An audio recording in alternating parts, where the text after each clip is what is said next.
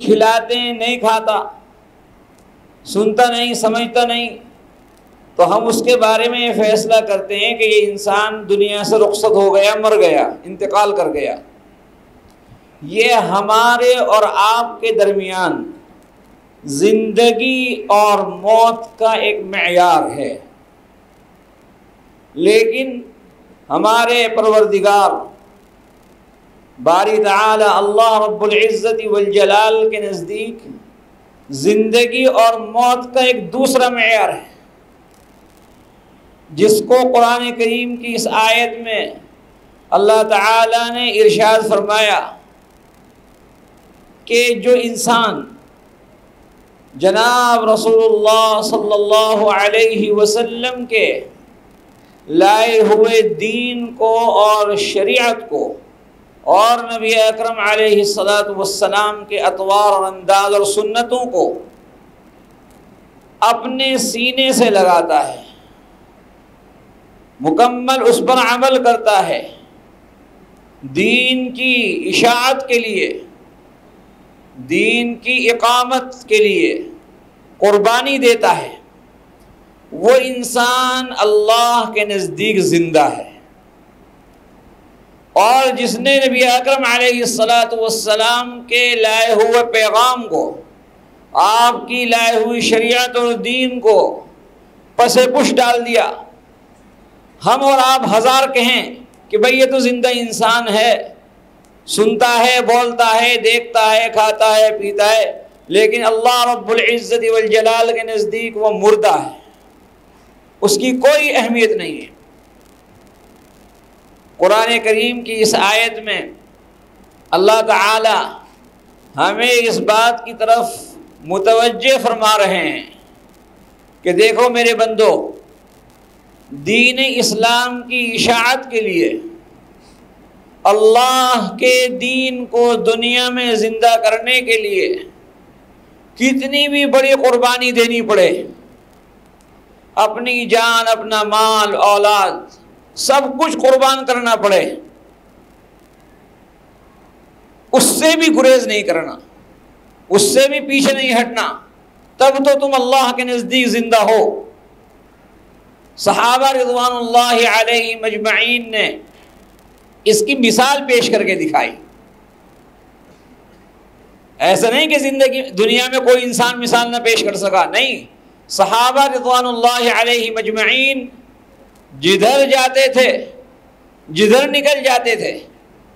کامیابی اور کامرانی ان کے قدم چومتی تھی، وہ غالب آتے تھے، لوگ ان کے فدائی اور شیدائی بن جایا کرتے تھے۔ کیا وجہ تھی؟ ان کے پاس بہت مال و دولت تھا، ان کے پاس بہت آسائش تھی، اسباب تھے؟ نہیں، صرف یہی ایک وصف تھا کہ وہ اپنی تمام خواہشات کو، تمام آرزوؤں کو، تمام تمناؤں کو دین اسلام کی خاطر پس پش ڈال دیا کرتے تھے۔ حضرت سعد سلیمی رضی اللہ عنہ نبی اکرم علیہ الصلاۃ والسلام کے پاس حاضر ہوئے ہیں، اور حاضر ہونے کے بعد ایک سوال کیا کہ یا رسول اللہ، آیا سعد سلیمی رضی اللہ عنہ ایک صحابی ہیں جو پستہ قد بھی تھے من جانب اللہ، اور رنگ اور روپ کے اعتبار سے زیادہ خوبصورت بھی نہیں تھے، تو انہوں نے ایک سوال کیا کہ یا رسول اللہ، ایمنعنی سوادی عن دخول الجنہ، کہ کیا میرے قد کا پستہ ہونا، یا میرے رنگ کا سیاہ ہونا، یا میرا خوبصورت نہ ہونا، یہ مجھے جنت میں داخل ہونے سے روک دے گا؟ یہ سوال کیا، یہ مجھے جنت میں داخل ہونے سے روک دے گا؟ تو نبی اکرم علیہ الصلاۃ والسلام فرماتے ہیں کہ سعد، یہ کیا بات ہے، یہ کیسا سوال ہے کہ بھئی جنت میں جانے کا معیار کوئی ظاہری خوبصورتی پہ تو ہے نہیں، یہ تو ان اکرمکم عند اللہ اتقاکم، جو اللہ سے زیادہ ڈرنے والا، تقوی اختیار کرنے والا ہوگا، ایمان بچا کر لے جائے گا، جنت میں جائے گا۔ یہ کون سا سوال کیا تم نے؟ تو اصل سوال یہ نہیں تھا، یہ تو سوال کا ایک مقدمہ تھا، اب اصل سوال آ رہا ہے۔ تو حضرت سعد سلیمی رضی اللہ عنہ عرض کرتے ہیں کہ یا رسول اللہ، پھر تو میری قوم نے میرے اوپر ظلم کر رکھا ہے۔ آپ فرماتے ہیں کہ کیوں؟ کہ یا رسول اللہ، میں غریب ہوں، مال و دولت بھی میرے پاس نہیں، ظاہری خوبصورتی بھی نہیں، شادی کرنا چاہتا ہوں، جس سے بھی رشتہ دیتا ہوں وہ میری انہی کمزوریوں کی وجہ سے، ظاہری خوبصورتی نہ ہونے یا مال و دولت نہ ہونے کی وجہ سے اپنی لڑکی دینے کے لیے تیار نہیں ہوتے، منع کر دیتے ہیں۔ تو نبی اکرم علیہ الصلاۃ والسلام کے سامنے حضرت سعد سلیمی رضی اللہ عنہ نے ایسے انداز میں یہ بات عرض کی کہ یا رسول اللہ، جب جنت جیسی عظیم نعمت، بڑی نعمت، سب سے بڑی نعمت، من دخل الجنت فقد فاز، وہ مجھے حاصل ہو سکتی ہے تو کیا میری شادی نہیں ہو سکتی؟ تو نبی اکرم علیہ الصلاۃ والسلام پر اس کا بڑا اثر ہوا، اور آپ نے صحابہ سے پوچھا اجد اليوم عمرو ابن وہب الثقفی، کیا عمرو ابن وہب ثقفی مجلس کے اندر موجود ہیں؟ عمرو ابن وہب ثقفی یہاں موجود ہیں یا نہیں؟ عمرو ابن وہب ثقفی رضی اللہ عنہ یہ مدینہ منورہ کے رؤساء میں سے تھے، جس کو کہا جاتا ہے ہماری زبان میں کہ اپنے علاقے کا چودھری، سرمایہ دار، اور ان کی بیٹی یہ مدینہ منورہ کی حسین ترین لڑکیوں میں شمار ہوتی تھی۔ تو رسول اللہ صلی اللہ علیہ وسلم سوال فرماتے ہیں کہ کیا عمرو ابن وہب ثقفی موجود ہیں؟ تو صحابہ نے عرض کیا کہ یا رسول اللہ، آج تو وہ آئے نہیں۔ تو سعد سلیمی رضی اللہ عنہ سے نبی اکرم علیہ الصلوۃ والسلام ارشاد فرماتے ہیں کہ تم عمرو ابن وہب ثقفی کے گھر جاؤ اور ان سے جا کر کہو کہ مجھے رسول اللہ صلی اللہ علیہ وسلم نے بھیجا ہے، اور آنے کا مقصد یہ ہے کہ میں آپ کی بیٹی سے اپنا رشتہ اور پیغام نکاح لے کر آیا ہوں۔ اب سعد سلیمی رضی اللہ عنہ یہ بات سن کر خوشی کا ان کا کوئی ٹھکانہ نہ رہا کہ ایک تو شادی ہو رہی ہے، اور شادی بھی ایسی حسین و جمیل لڑکی سے، اور جس کے والد کا قبیلے کے اندر، قوم کے اندر ایک بڑا مقام ہے۔ تو خوشی خوشی سعد سلیمی رضی اللہ عنہ عمرو ابن وہب ثقفی رضی اللہ عنہ کے ہاں حاضر ہوتے ہیں اور دروازہ کھٹکھٹاتے ہیں۔ عمرو ابن وہب ثقفی رضی اللہ عنہ دروازہ کھولتے ہیں، سلام دعا ہونے کے بعد آنے کا مقصد دریافت کیا جاتا ہے۔ تو سعد سلیمی کہتے ہیں کہ رسول اللہ صلی اللہ علیہ وسلم نے بھیجا ہے اور آپ کی بیٹی سے پیغام نکاح لے کر آیا ہوں۔ تو عمرو ابن وہب ثقفی رضی اللہ عنہ اوپر سے نیچے تک ایک نظر ڈالتے ہیں اور ٹکا سا جواب دیتے ہیں کہ بھئی کہاں تم اور کہاں میری بیٹی آفتاب و مہتاب، کیسے نباہ ہو پائے گا، ہمیں یہ رشتہ منظور نہیں ہے۔ تو سعد سلیمی رضی اللہ عنہ واپس نبی اکرم علیہ الصلوۃ والسلام کے مجلس کی طرف چل پڑتے ہیں۔ اندر سے بیٹی یہ بات سن رہی ہے۔ اب جب بیٹی نے یہ بات سنی تو ابا جان سے پوچھا کہ ابا جان کون تھا؟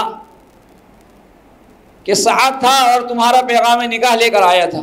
اس نے یہ بھی نہ دیکھا کہ میرا مقام کیا ہے اور اپنا رشتہ لے کر یہاں آ گیا۔ تو بیٹی نے عرض کیا کہ ابا جان یہ تو دیکھیے کہ اس کو بھیجا کس نے ہے، یہ نہ دیکھیے کہ آنے والا کون ہے، یہ دیکھیے کہ بھیجنے والا کون ہے۔ اور آپ نبی پاک علیہ الصلوۃ والسلام کی خدمت میں جائیے بھی اور عرض کیجئے کہ میری بیٹی کو یہ نکاح اور یہ پیغام منظور ہے۔ النجاح یا ابت قبل ان ينزل الوحی، کہ اپنی نجات کا سامان کر لیجئے قبل اس کے کہ نبی اکرم علیہ السلام کے اوپر کوئی وحی نازل نہ ہو جائے۔ اب عمرو ثقفی رضی اللہ عنہ متوجہ ہوتے ہیں، ان کی آنکھ کھلتی ہے اور الٹے پیر تیزی کے ساتھ نبی پاک علیہ السلام کی مجلس میں حاضر ہوتے ہیں، اور حاضر ہونے کے بعد دیکھتے ہیں کہ ہاں سعد سلیمی موجود ہیں۔ فوراً نبی پاک علیہ السلام سوال کرتے ہیں، اَأَنْتَ الَّذِي رَدَدْتَ رسول اللہ صلی اللہ علیہ وسلم، کیا تم ہی وہ شخص ہو جس نے اللہ کے رسول کے فرستادہ، اللہ کے رسول کے قاصد کو اپنے گھر سے خالی ہاتھ لوٹا دیا؟ تو عمرو بن وہب ثقفی رضی اللہ عنہ شرمندہ ہوتے ہیں اور عرض کرتے ہیں کہ یا رسول اللہ مجھ سے غلطی ہوئی، مجھے یہ نکاح اور یہ رشتہ مجھے بھی منظور ہے اور میری بیٹی کو بھی۔ تو نبی اکرم علیہ السلام فرماتے ہیں کہ پھر یہ نکاح ہو جائے مجلس کے اندر، ابھی مجلس کے اندر نکاح ہو جائے۔ تو نبی اکرم علیہ السلام نے نکاح کیا سعد سلیمی رضی اللہ عنہ کا۔ مدتوں کے بعد یہ شادی ہوئی، انتظار کے بعد، تمناؤں کے بعد، اور ایسی لڑکی سے۔ اور نبی اکرم علیہ السلام نے مہر متعین فرمایا 400 درہم۔ سعد سلیمی عرض کرتے ہیں کہ یا رسول اللہ 400 درہم، میرے پاس تو 1 درہم بھی نہیں، میں کہاں سے مہر دوں گا؟ تو نبی اکرم علیہ السلام فرماتے کہ جاؤ علی کے پاس جاؤ، عثمان بن عفان، ان حضرات کا نام لیا، یہ لوگ تمہاری مدد کریں گے اور انتظام ہو جائے گا۔ چنانچہ سعد سلیمی رضی اللہ عنہ نے ان لوگوں سے رابطہ کیا، ان لوگوں نے مدد فرمائی، اور مدد جو کی ہے اس کے نتیجے میں جو مال جمع ہوا وہ 400 درہم سے زیادہ تھا۔ کتنا تھا زیادہ، وہ روایتوں کے اندر اس کی تصریح نہیں ملتی، 400 سے زیادہ، 500 یا 900 یا 800، بہرحال 400 سے زیادہ درہم جمع ہو گئے جو مہر کی مقدار سے زیادہ تھے۔ اب سعد سلیمی یہ سوچتے ہیں کہ بھائی گھر کے اندر کچھ ہے بھی نہیں، چارپائی نہیں، لوٹا نہیں، بالٹی نہیں، تو ایسی شہزادی کو گھر میں لا رہا ہوں، کچھ گھر گھرستی کا انتظام کر لوں، زیادہ پیسے جو ہیں ان سے اپنے گھر کا سامان جو روزانہ استعمال کا سامان ہوتا ہے وہ خرید لوں۔ اسی نیت سے بازار گئے ہیں، اسی نیت سے بازار گئے ہیں کہ گھر گھرستی کا کچھ سامان لے کر آؤں، چادر لاؤں، لوٹا لاؤں، بالٹی لاؤں، بستر لاؤں۔ ابھی جب بازار پہنچے ہیں تو انہوں نے ایک ندا سنی، ایک منادی ندا دے رہا ہے، یا خیل اللہ ارکبو، کہ اللہ کے سوارو شہسوارو سوار ہو جاؤ، جہاد کا وقت ہے، اللہ کے لیے میدان میں نکل کھڑے ہو۔ تو یہ منادی رسول اللہ صلی اللہ علیہ وسلم کا منادی تھا۔ اب سعد سلیمی کی کان میں جب یہ آواز پڑتی ہے تو ان کی تو کایا پلٹ گئی۔ اب وہ ان پیسوں کا کچھ نہیں خریدتے، گھر گھرستی کا سامان نہیں خریدتے، تلوار خریدتے ہیں، ڈھال خریدتے ہیں، گھوڑا خریدتے ہیں، اور ایک لمبی سی چادر خریدتے ہیں ان پیسوں سے۔ اب یہ پیسے وہ ہیں جو مہر میں دیے جائیں گے، جن کے ذریعے گھر بسایا جائے گا۔ یہ سب تمنا ہے، آرزویں دل کے اندر ہیں۔ مدتوں کے بعد شادی ہو رہی ہے، مدتوں کے بعد شادی ہو رہی ہے۔ اس طویل عرصے کے بعد نبی پاک علیہ السلام رشتہ کرنے والے ہیں، اور ایسی خوبصورت لڑکی جس کے باپ کا مقام معاشرے کے اندر اتنا بلند، اس کے باوجود، تمام تمنا اور آرزوؤں کے باوجود، جب اللہ کے رسول کے منادی کی ندا اور آواز کان میں پڑتی ہے کہ اللہ کے راستے میں نکل کھڑے ہو، تو اب یہ شادی، اب یہ تمام تمنائیں، یہ تمام آرزویں پیچھے چلی جاتی ہیں۔ سب سے مقدم ہوتی ہے دین، سب سے مقدم ہوتا ہے اعلاء کلمت اللہ، سب سے مقدم ہوتا ہے اللہ کی دین کی اشاعت۔ تو اب یہ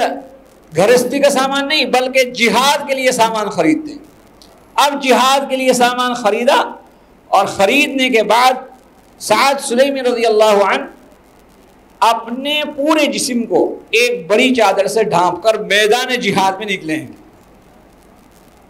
نبی اکرم علیہ السلام کو اس کا علم نہیں۔ جب یہ میدان جہاد میں آئے ہیں تو انسان ہے جو پورا اوپر سے لے کر نیچے تک لپٹا ہوا ہے، ملبوس ہے چادر کے اندر، موٹی چادر، لیکن اسی دوران ان کے گھوڑے کو ٹھوکر لگتی ہے اور یہ زمین پر گرتے ہیں۔ صحابہ رضوان اللہ علیہ مجمعین کے سامنے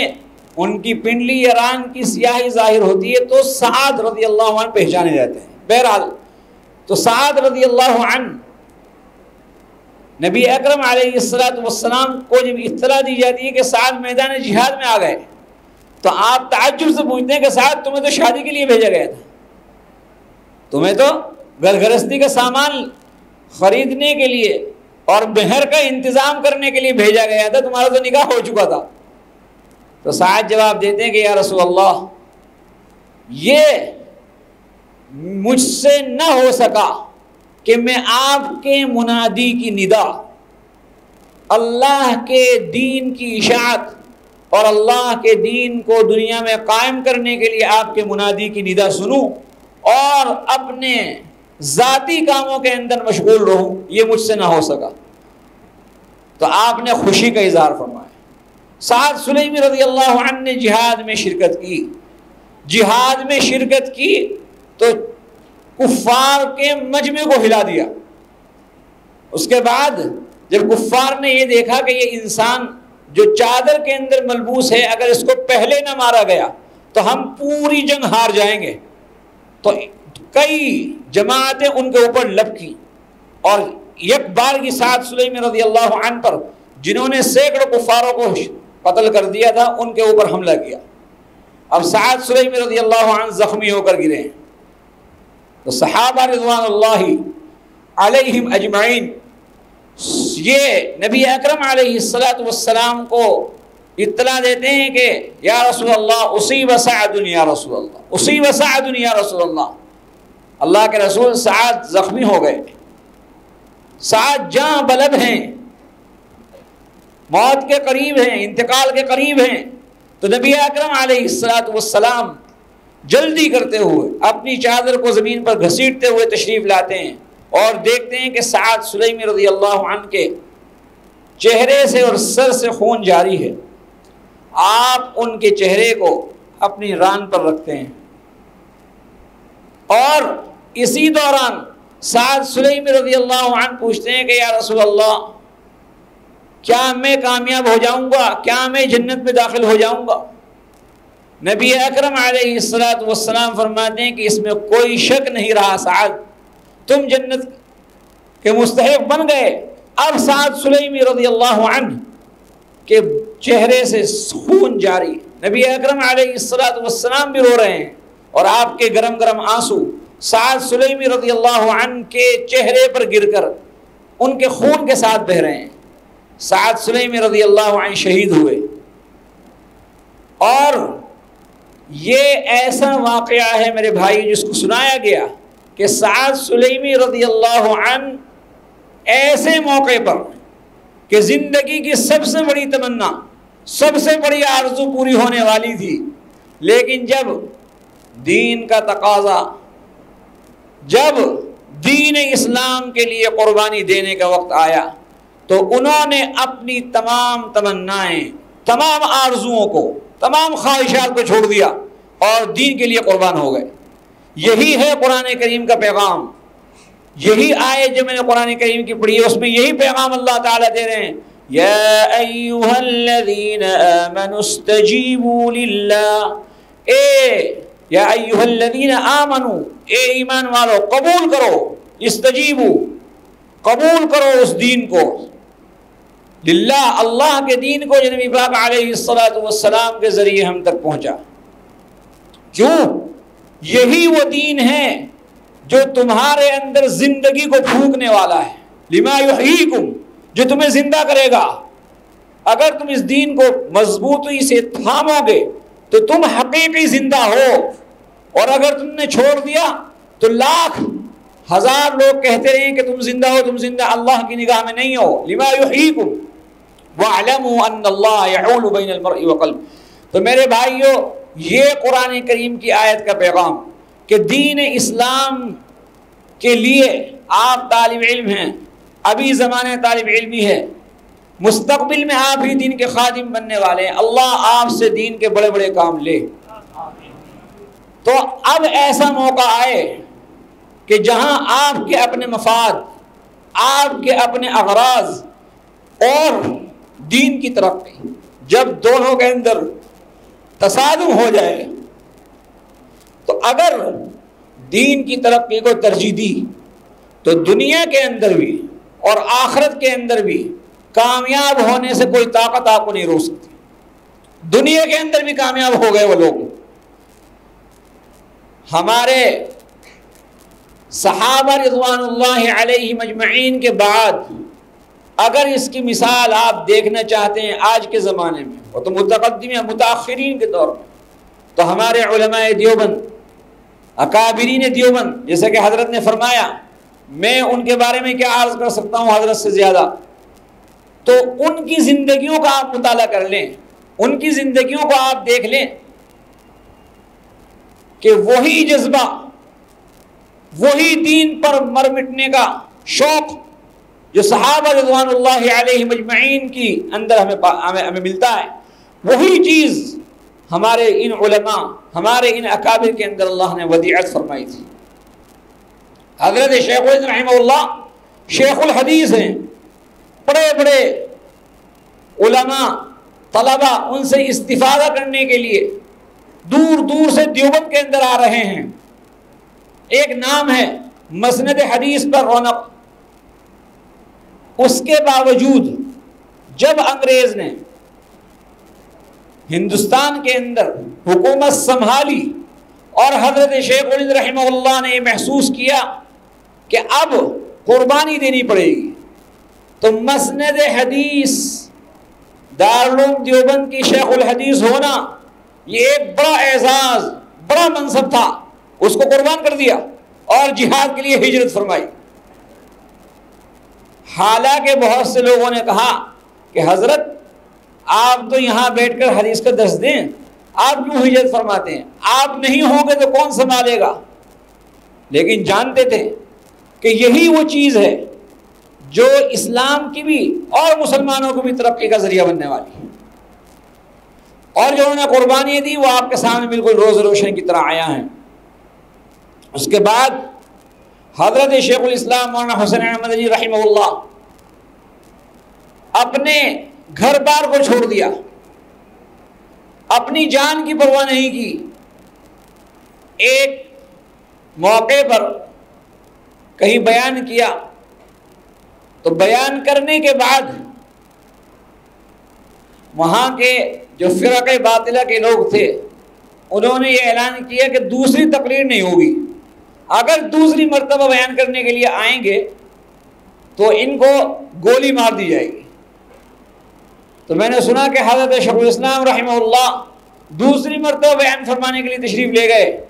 اور اپنا کفن ساتھ لے کر گئے اور فرمایا کہ جس کو گولی مارنی ہے مار دو، کفن ساتھ لے کر آیا ہوں۔ تو یہ تھا ان لوگوں کا جذبہ کہ ان حضرات کے اندر سب سے بنیادی مقصد، سب سے اہم چیز دین اسلام کی اشاعت۔ اور میرے بھائیوں، یہ چیز کوئی ان پر ختم نہیں ہوئی۔ ہمارا علم نبی اکرم علیہ السلام کے قلب اطہر سے، صحابہ رضوان اللہ علیہ مجمعین کے قلب اطہر میں، صحابہ رضوان اللہ علیہ مجمعین سے تابعین، تبع تابعین، پھر ہم تک یہ علوم پہنچے ہیں، تو ہم ان کے وارث ہیں۔ اور وارث ہونے کا کیا مطلب ہوتا ہے؟ وارث ہونے کا مطلب یہ ہوتا ہے کہ ہم وہی جذبہ اپنے اندر پیدا کرنے کی کوشش کریں، وہی جذبہ جو صحابہ رضوان اللہ علیہ اجمعین، جیسے ہمارے علماء دیوبند نے کیا، کہ ہم جب ان علوم سے فارغ ہونے کے بعد، پڑھنے پڑھانے کے بعد، پہلے تو یہ کہ محنت کریں، محنت کرنے کے بعد جب میدان میں نکلیں تو اپنے اندر یہ جذبہ پیدا کریں کہ ہم اپنی کوئی خواہش، کوئی بھی آرزو، جب دین اسلام سے اس کا تصادم ہوگا تو ہم اس کو چھوڑ دیں گے اور دین اسلام کی ترقی کے لیے اپنا سب کچھ قربان کر دیں گے۔ اگر یہ جذبہ ہم نے اپنے اندر پیدا کر لیا تو میرے بھائیوں، اللہ رب العزت والجلال کی رحمت سے یقین ہے کہ پوری دنیا کے اندر رفتہ رفتہ اسلام کا غلبہ ہو جائے۔ اور یہ تمام پریشانیاں، تمام صعوبتیں جو ہمارے اوپر آج دیکھی جا سکتی ہیں، اسی کمی کی وجہ سے کہ ہم اپنے اغراض کو مقدم رکھتے ہیں،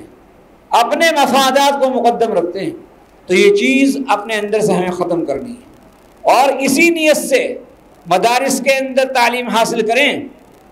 کہ مستقبل میں ہم دین کے خادم بنیں گے، جو بھی جس طرح سے دین کی خدمت ہو سکے گی ہم کریں گے،